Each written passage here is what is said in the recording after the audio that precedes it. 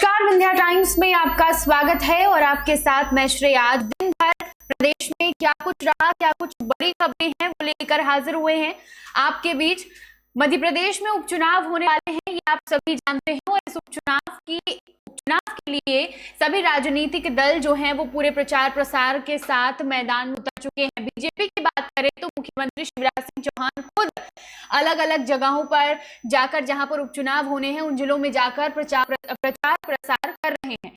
अब मुख्यमंत्री शिवराज सिंह चौहान के बेटे कार्तिकेय सिंह चौहान ने भी प्रचार प्रसार का जिम्मा उठा लिया है। 28 विधानसभा सीटों पर बीजेपी के पक्ष में कार्तिकेय ने कमान संभाली है। अब तक वह आधा दर्जन सीटों पर जनसंपर्क और सभा कर चुके हैं। इन सभाओं के दौरान कार्तिकेय ने मीडिया से बात भी की। उन्होंने कहा कि उनका चुनाव प्रचार कांग्रेस की वादा खिलाफी के विरोध में है, जबकि उन्होंने पूर्व मुख्यमंत्री कमलनाथ को सम्मानीय नेता बताया। पिछली सरकार के वादा खिलाफी को लेकर कमलनाथ पर कार्तिकेय ने निशाना भी साधा।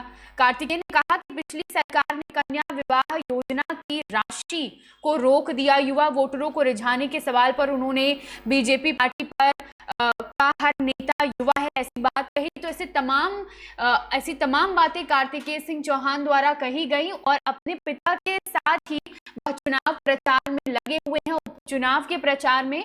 और यह भी है कि बीजेपी दोबारा जीतेगी और शिवराज सिंह चौहान ही प्रदेश के मुख्यमंत्री रहेंगे। हमारी दूसरी खबर की ओर चलते हैं। कमलनाथ द्वारा डबरा विधानसभा सीट से भाजपा प्रत्याशी इमरती देवी को आपत्तिजनक उन पर टिप्पणी की गई। इस पूरे मामले पर काफी बवाल हुआ, लोगों ने इसका विरोध किया, भाजपा ने इसका विरोध किया, मौन व्रत रखा गया। ये तमाम चीजें चुनाव आयोग ने कमलनाथ से 48 घंटे में जवाब मांगा था।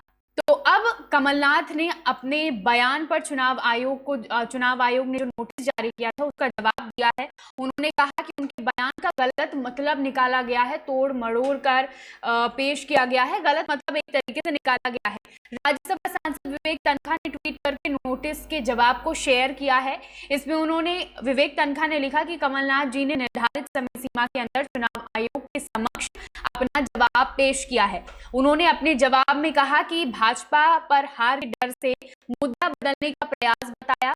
40 साल से निष्कलंक लोक सेवा के इतिहास का भी जिक्र किया और उन्होंने कहा कि निश्चित रूप से कमलनाथ देश के चुनिंदा और वरिष्ठ लीडर्स में से एक हैं। रविवार को कमलनाथ ने डबरा की सभा में इमरती देवी को उनके ऊपर आपत्तिजनक टिप्पणी की थी और विवाद इतना बढ़ा तो उन्होंने सफाई भी दी थी कि आइटम अपमानजनक शब्द नहीं है वो शब्द जो उन्होंने प्रयोग किया था। उन्होंने कहा कि विधायक का नाम याद नहीं आ रहा था इसलिए उन्होंने ऐसा बोला। तो अपनी तरफ से कमलनाथ ने सफाई भी दी थी और चुनाव आयोग ने जो समय सीमा 45 घंटे की, माफ कीजिएगा मैंने 48 बोला था, 45 घंटे की जो समय सीमा दी थी उस पर उन्होंने जवाब भी चुनाव आयोग को दे दिया है। तीसरी खबर की बात करते हैं। एक तरफ जहां कमलनाथ अपने दिए गए बयान पर सफाई दे रहे हैं, चुनाव आयोग को भी जवाब दे चुके हैं, वहीं अब दूसरी तरफ इमरती देवी कमलनाथ को लेकर विवादित बयानों की बौछार कर रही हैं। इससे पहले इमरती देवी ने कमलनाथ की मां और बहन को लेकर एक विवादित बयान दिया जिसका वीडियो सोशल मीडिया पर काफी वायरल हुआ और एक बार फिर से उनका एक विवादित बयान सामने आ रहा है। एक सभा को वो संबोधित कर रही हैं और कमलनाथ पर उन्होंने जमकर हमला बोला। उन्होंने कहा कि कमलनाथ शराबी और कबाड़ी की तरह बन गए हैं।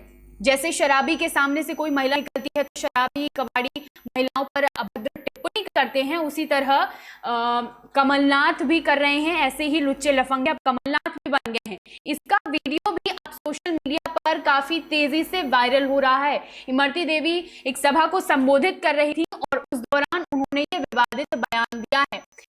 हमने देखा है कि उपचुनाव जैसे जैसे पास आ रहा है, विवादित बयान और भाषाओं की जो मर्यादा है वो टूटती जा रही है। 3 नवंबर को चुनाव है। अब देखना होगा कि इस अवधि में क्या कुछ नया सामने आता है और कितने नए बयान हम सुनेंगे। हमारी आखिरी खबर की ओर बढ़ते हैं।